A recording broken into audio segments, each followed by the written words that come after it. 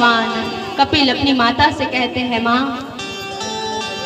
गर्भ गीता का अर्थ होता है जब एक बच्चा, एक जीव आत्मा जब किसी माता के उदर में गर्भ में प्रविष्टित होता है, तब से गर्भ गीता का आरंभ होता है।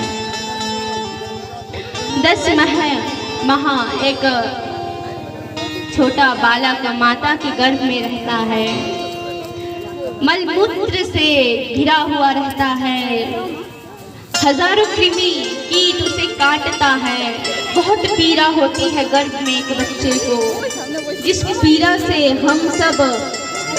पीड़ा को हम सब ने भोगा है माता के गर्भ में, अत्यंत पीड़ा, बहुत पीड़ा।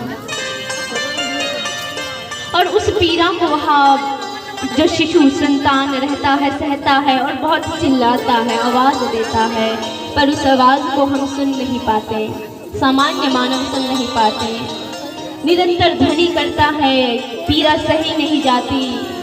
इस पीड़ा को, इस आवाज को केवल श्री गोविंद मेरे हरि सुन पाते हैं। निरंतर महीनों के पश्चात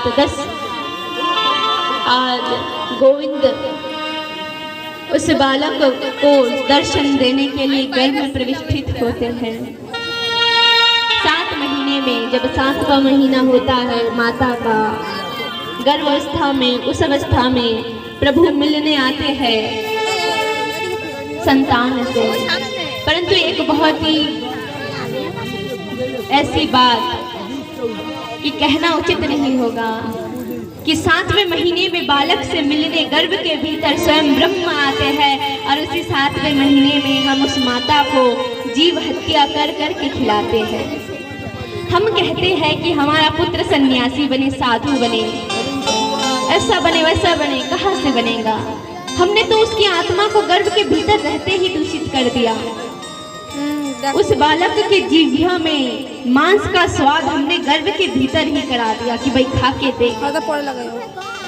कैसे आए उसमें भक्ति? इतना सहज नहीं है भक्ति करना।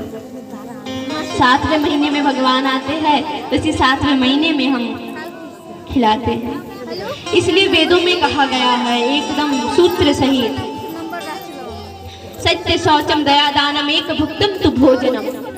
गर्भवती माताओं को उस परिस्थिति में गर्भ के समय तक, कम से कम गर्भ के समय तक सत्य कहना चाहिए, पवित्रता बनाए रखना चाहिए, दया होनी चाहिए, दया जीवों के प्रति दान करते रहना चाहिए, तभी तो एक सुसंतान गर्भ से प्रसव करेगा, गर्भ में आएगा। तो 7वें महीने में बालक से मिलने प्रभु आते हैं। भगवान कहते हैं उस बालक से कि और पीड़ा सहने की आवश्यकता नहीं है, बहुत जल्दी ही तुम्हारा प्रसव होगा।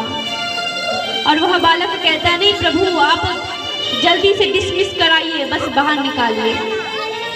तो भगवान कहते हैं, बाहर जाके क्या करोगे? बाहर जाके क्या करोगे तुम? प्रभु आपका नाम लेंगे, आपका गुणगान करेंगे, पर क्या हम करते हैं? नहीं। भगवान को वचन देकर आते हैं कि जिस दिन इस धराधाम पे आएंगे आपका नाम करेंगे, गुणगान करेंगे, और जैसे ही प्रसव होता है सब भूल जाते हैं, याद नहीं रहता कि जिस परमात्मा ने भेजा है, जिस परमात्मा को हम वचन देकर इस दुनिया में आए हैं, उस भगवान के वचन को तोड़ देते हैं।